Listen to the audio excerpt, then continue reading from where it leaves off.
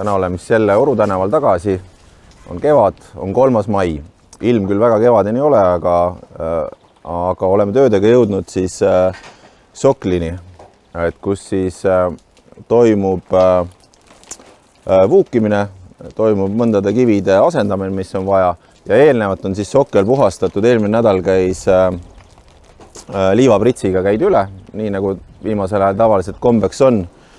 Ja praegu siis käibki lihtsalt, kus on vaja, asendatakse mõned tellised, kus on vaja, täidetakse vuugid ära. Eelnevalt said tsemendiga vuugid maha löödud, mis olid siin juba mingite nõukogude ajal taastatud.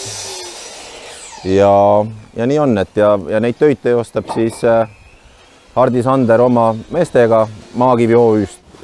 Võib-olla siin veel endast rääkides, siis oleme siin 10 aastat siinkandis, üle Eesti küll, aga Viljandimaalt pärit mehed ja naised tegeleme igapäevaselt restaureerimistööga ja siis on auga ennem samade meestega nagu siin täna objektil koostööd teha erinevatel objektidel.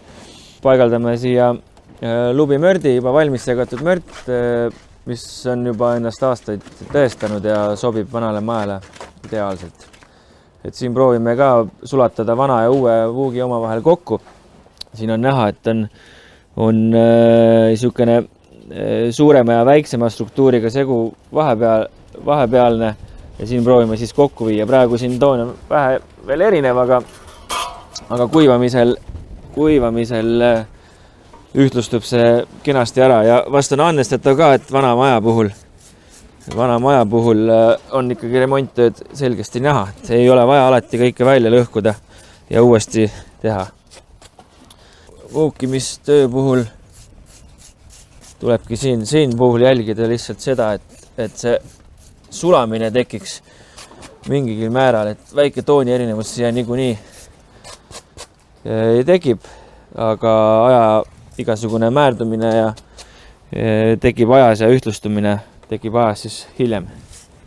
Ja müüritus on üsna niisugune tavapärane, ei midagi erilist, tavapäraselt nii-öelda talupojalik muster, et ei midagi suursugust. On siin tahutud kivi ja looduslikku kivi ja killutamist ja kõike, mida üks selle ajastust pärit linnamaja vundament võiks sisaldada.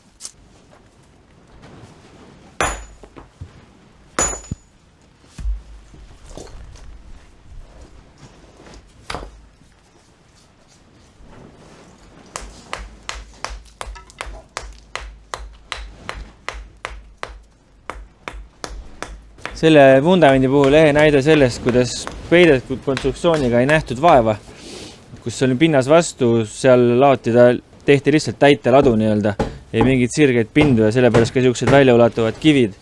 Et siin keldri sissekäigu kaevamisel sai selgeks, et kõik, mis läheb maapinnast allapoole, on selline korrapäratu, aga ikkagi tugev. Aga siin on aja jooksul on näha, mis on lubimördist saanud. Niiskuse toimel ja külmumise toimel on muutunud liivaks kõik ja see on siis tarvis siit enne uute kivide tagasipanekut või vanade kivide asendamist, siis tuleks see täiesti puhastada. Ja siin on siis näha kõike, mulda, juuri kõike, et tihtipeale ka tehti välisilme müüridel korda ja täidetigi siukse savise liivaga ja tihendati siis müüri sisu. Ka seda tuleb ette.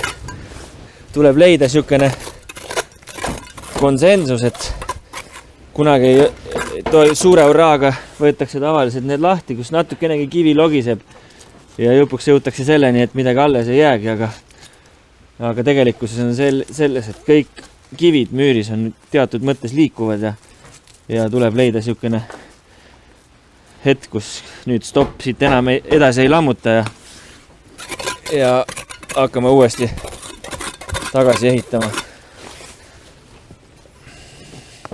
Siin lahtivõtmise ajal lõpki jälgida, et maa pinnas olevad kivid, mis on juba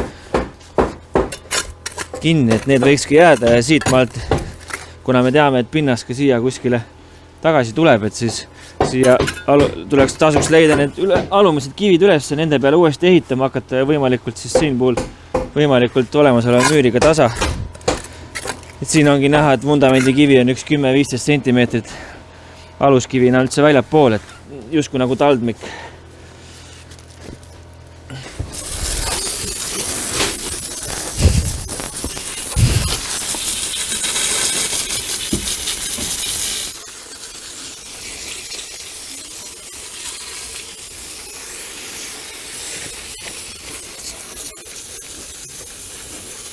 Praegu on näha, kuidas läheb ilusti vesi siit müüride vahelt sisse. Müür on seest üsna tühi. See on ka üsna tavapärane.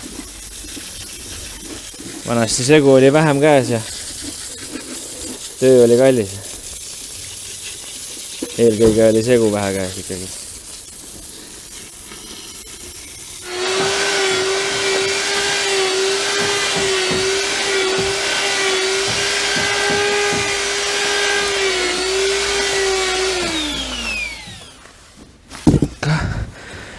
Sätime siia niisuguse kivi, mis siia täpselt sisse ära mahuks, et ei peaks väga hullusti müüri lõhkuma selle pärast.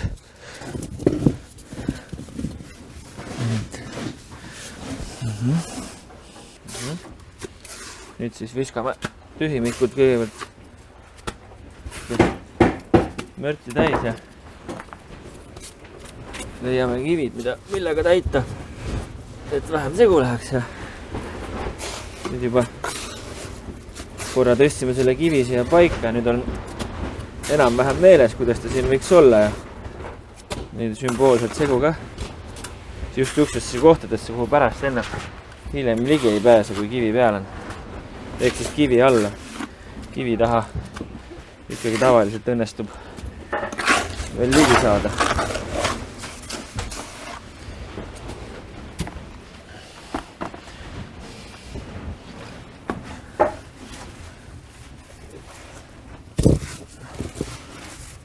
Vanamaadele kombeks, siis alati on kitsas ja keerulised olud ja midagi lillelist. Siit proovime, ütleme, kuna tegu siin loodimisega niikuinii ei ole, siis proovime selle lihtsalt saada selliseks, nagu silmale oleks hea vaadata. Kivimüüride puhul üldiselt ega pean tunnistama, et loodi kui sellist väga vähe kasutatakse.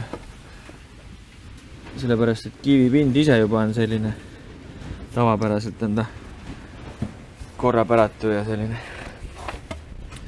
Nii ja tegelikult ongi meil kivi paigas. Nüüd on vaja kivi on meil kiilude peale toetama pandud ja püsib ilusti ise. Nüüd natukene segu takka järgi ja toestame veel täiendavalt ära kiiludega. Vana tuntud tõde, et kivi peaks olema oma raskusega siis pigem kalduma sissepoole. Toetama vähemalt 3 punktile ja ehk siis veenduda, et kui kivi on paigas ja kui käega ikkagi liigutada niimoodi, siis ta on täitsa paigas, et ladumiseks on hea, kui segu ei ole liiga vedel. Liiga vedela seguga juhtub see jama, et hakkab jälle voolama ja määrib kivi kõvasti. Kuigi vanasti võib-olla selle peale nii väga ei mõeldudki. Et vanasti ikkagi segu müürid, kui tehti, olid üsna sellised lubjapiimased ja krohvised lausa, et siuksed ei näinud väga head välja. Rõhk oli ikka rohkem praktilisusele.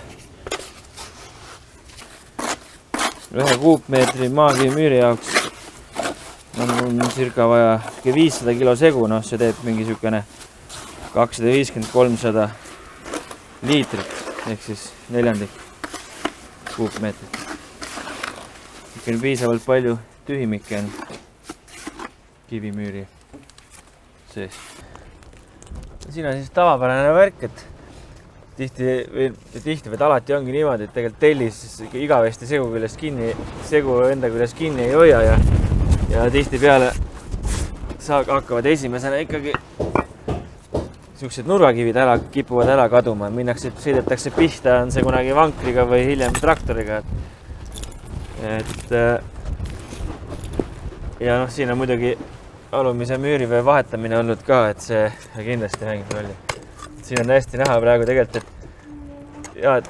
tundub hästi mure, aga tegelikult jälle hästi tihke segu, surve tugevuselt nagu mõnus, üsna savirikas. Teksid siuke savirikas liiv on olnud selle mördi tegemisel. Siin ka ettevaatlikult, et juba nagu kõrval olevaid kive väga ei kahjustaks või lahti ei lõhuks, siis delikaatselt niimoodi välja uuristada.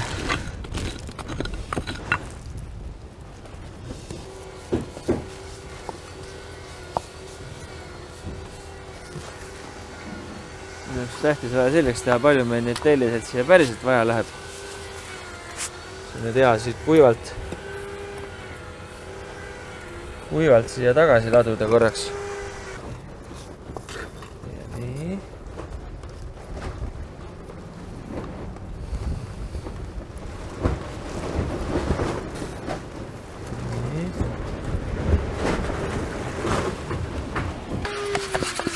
Kivipinnad natuke niiskeks, siis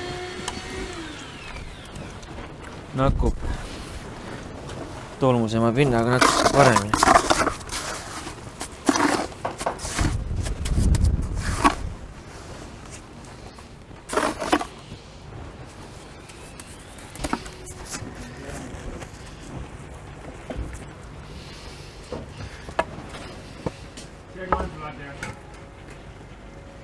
Natukene on. Siit ka ilma järgi paika asja ja